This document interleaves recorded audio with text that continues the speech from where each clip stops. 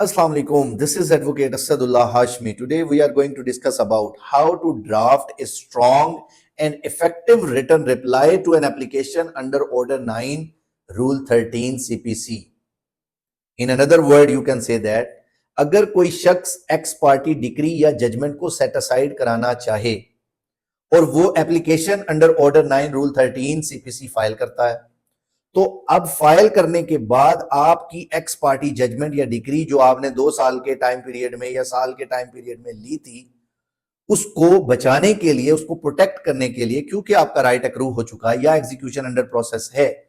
तो आपने उसके लिए कितना स्ट्रांग और किन किन ग्राउंड्स को टेकअप करना है और कितना स्ट्रांग रिबटल देना है, इन चीजों को हम वन बाय वन डिस्कस करेंगे। नंबर 1, अगर कोई शख्स एक्स पार्टी डिक्री या जजमेंट या प्रोसीडिंग को सेट असाइड कराने आया है, तो उसके पास लॉ ने 2 ही एक्सेप्शंस दी हैं कि अगर 2 ग्राउंड्स होंगे तो देन जो है वो उसको सेट असाइड करा सकता है। कौन कौन से ग्राउंड्स हैं? नंबर 1, अगर उसको notice were not duly served, service of summons नहीं हुए, तो समझा जाएगा कि वो फौरी तौर पे एक्स पार्टी सेट असाइड हो सकती है। नंबर 2, अगर उसके पास कोई सफिशिएंट काज है फॉर हिज नॉन अपीयरेंस, तो देन फौरी तौर पे कोर्ट ऑर्डर 9 रूल 13 में ex parte judgment and decree को सेट असाइड कर देगी फॉर द सेक ऑफ के जी केस मेरिट पे डिसाइड होना चाहिए। लेकिन अगर नॉर्मली लॉयर्स इसको फोकस नहीं करते, कि कहते हैं कि जी एक्स पार्टी है, इसने तो सेट असाइड होना ही है, इसलिए इस पे मेहनत नहीं करते। हालांकि लॉ इसको डिस्करेज करता है कि आप जो है पहले इंटेंशनली डिले करें, आप इंटेंशनली कोर्ट में अपीयर ना हो, और आपकी मेलाफिडे इंटेंशन है कि चले एंड पे 2 साल उनको जो है वो पूरा ट्रायल कर लें, उसके बाद जो है वो हम दोबारा से सेट असाइड करा के दोबारा रीट्रायल जो है वो कराएंगे, तो इससे टाइम भी जो है वो बहुत ज्यादा वो होता है, और उसके अलावा आपको जो है वो बहुत ज्यादा फ्रस्ट्रेशन और ड्यू प्रोसेस को भी जो है वो फ्रस्ट्रेट किया जाता है। ये नॉर्मल प्रैक्टिस है कोर्ट ऑफ लॉ में। तो इसको honourable supreme court of Pakistan and in light of honourable apex courts की जजमेंट्स जो है वो इसको डिस्करेज करती हैं, इस बिहेवियर को। तो आपको भी बीइंग ए लीगल एक्सपर्ट, चाहे आप जूनियर लॉयर हैं या फॉर एग्जांपल कोई भी लीगल प्रैक्टिशनर हैं, तो आपको किन किन चीजों का ख्याल रखना चाहिए और कैसे अगर आप रिटर्न रिप्लाई बनाएं तो आप अपनी ex parte judgment and decree को प्रोटेक्ट कर सकते हैं, आज हम इसको जो है वो इन डिटेल डिस्कस करेंगे। नंबर 1, फर्स्ट ऑफ ऑल, जब आप रिटर्न रिप्लाई बनाने लगे हैं तो पहला आपने जो उसमें स्टैंस लेना होता है, पहले आपने हेडिंग जो उसके अंदर लिखनी होती है वो होती है प्रिलिमिनरी ऑब्जेक्शंस। तो प्रिलिमिनरी ऑब्जेक्शंस में नॉर्मली बहुत सारे इवन रिटर्न स्टेटमेंट्स में मैंने देखा है कि वो टिपिकल 4-6 ग्राउंड्स जो ऑलरेडी सोशल मीडिया पे भी और डिफरेंट जो है वो साइट्स पे अवेलेबल हैं स्पेसिमेन, और उसमें वही ग्राउंड्स के it's not non maintainable, has not come to the court with clean hands, और इन्हीं चीजों को जो है वो डिटरमिन करते हैं। लेकिन अगर आप स्ट्रॉन्ग रिप्लाई बनाना चाहते हैं तो उसमें आपको किन चीजों का ख्याल रखना है? नंबर 1, अगर आपने प्रिलिमिनरी ऑब्जेक्शन में फर्स्ट ग्राउंड ये लिया कि this application is non maintainable in the I of law, तो ये कहना सफिशिएंट नहीं है as per my stance, my opinion, कि आप उसको जस्टिफाई भी करें कि क्यों ये नॉन मेंटेनेबल है। कि नॉन मेंटेनेबिलिटी में, जैसे फॉर एग्जांपल नॉन मेंटेनेबल है, क्यों नहीं है, आगे आप बताएं कि प्रिंसिपल ऑफ लैशेस जो है वो अट्रैक्ट हो गया है, जो लिमिटेशन पीरियड है उसके अकॉर्डिंगली टाइम बार्ड है होपलेसली, या for example notices were duly served, तो आप इसको जस्टिफाई करें कि क्यों मेंटेनेबल नहीं है। अनक्लीन हैंड्स के साथ वो आया है या विद मेलाफिडे इंटेंशन के साथ आया है, तो आप प्रूव करेंगे, साथ मेंशन करेंगे रीजंस कि क्यों ये इसकी मेलाफिडे है बनती है या ये अनक्लीन हैंड्स क्यों हैं इसके, तो आप उसको जस्टिफाई करेंगे। कैसे जस्टिफाई करेंगे? आप इसे बता सकते हैं कि ये सेम घर में डिफेंडेंट्स जो हैं, 5 डिफेंडेंट सेम घर में रहते हैं, 3 जो हैं वो अपीयर होते हैं कोर्ट में, 2 भाई नहीं अपीयर होते, और रेजिडेंस उनकी सेम है, एड्रेस सेम है, तो देन कंसीडर किया जाएगा कि उसको पर्सनल नॉलेज था हियरिंग का। आप कहेंगे कि इसको पर्सनल नॉलेज था, विद मेलाफिडे इंटेंशन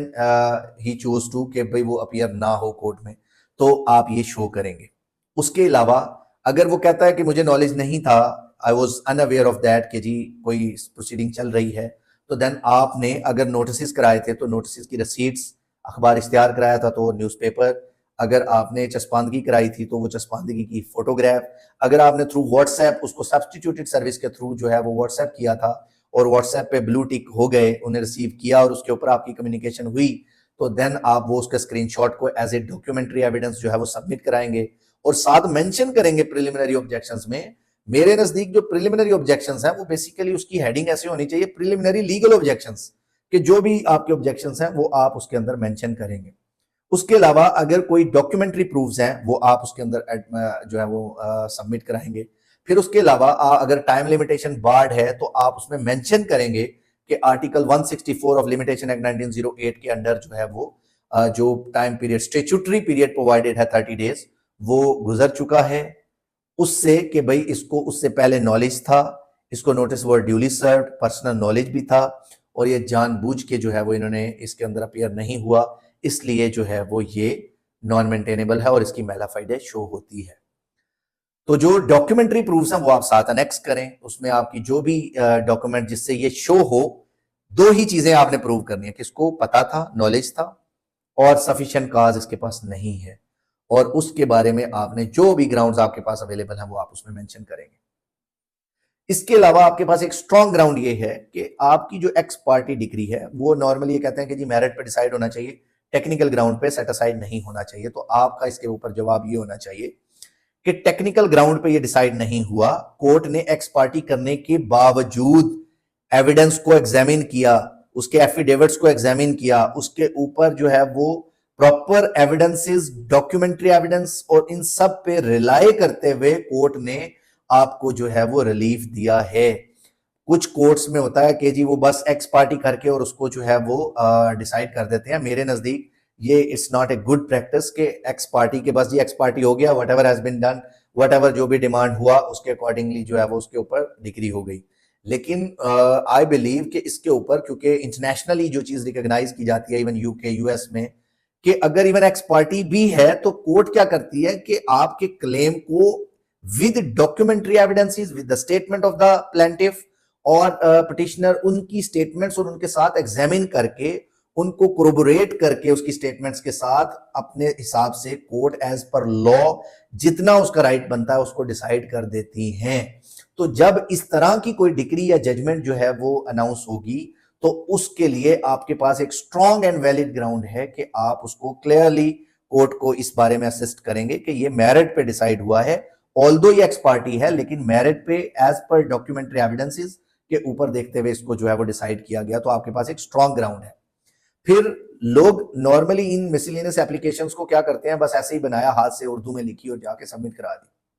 तो आपने किस चीज का फोकस करना है इस एप्लीकेशन, तो आपने उनकी जो एप्लीकेशन है ऑर्डर 9 रूल 13 में उसको चेक करना है, पहले थॉरोली एग्जामिन करना है क्या वो ड्यूली साइंड थी, अगर नहीं है तो आपका वो ऑब्जेक्शन इसमें आपने ऐड करना है। अगर वो ड्यूली साइंड, ड्यूली अटेस्टेड नहीं है,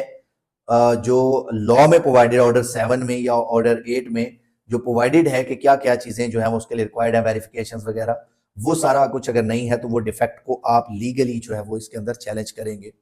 उसके अलावा बहुत सारी चीजें ऐसी हैं कि जो फैक्चुअल ग्राउंड्स जो वो टेकअप करते हैं उनका भी रिबटल देना आपको बहुत जरूरी है।